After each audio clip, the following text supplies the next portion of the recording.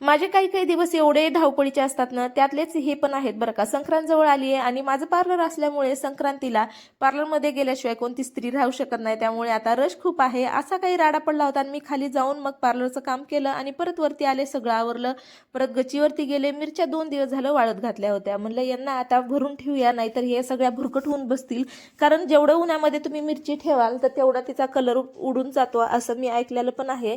अनुभव कधी घेतला नाही, त्याच्यामुळे मी 2 दिवसाच्या ती काही मिरची वाळू घालत नाही.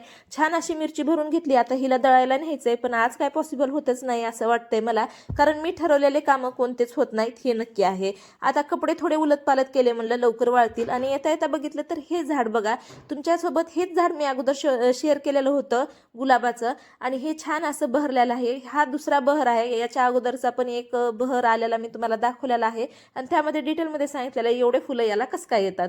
आता मोगरा सुद्धा मागे नाही बरं का, त्याला सुद्धा छान अशा कळ्या आलेल्या आहेत आणि छान असा सुगंध येतो मोगऱ्याच्या फुलाचा. ही कळशी माझ्या लग्नातली आहे, खराब झाली होती, म्हणलं त्यामध्ये झाड लावलं. येता येता माझं लक्ष गेलं या चाळणीकडे, कारण याच्यामध्ये मी बोरं टाकले होते आणि असे उन्हात ठेवलेले बोरं मला खायला खूप आवडतात. त्याच्यामुळे आता हे कुणाकुणाला आवडते ते एकदा कमेंट बॉक्समध्ये सांगा. आता हे मी खाल्ल्याशिवाय काही खाली जाणार नाही. मग काय संध्याकाळ झाली आणि थोडंसं काम होतं दीदीसोबत, मग बाहेर गेले आणि लगेच संध्याकाळीचे कामं करून आम्ही घरी आलो. चला भेटू नेक्स्ट व्हिडिओमध्ये.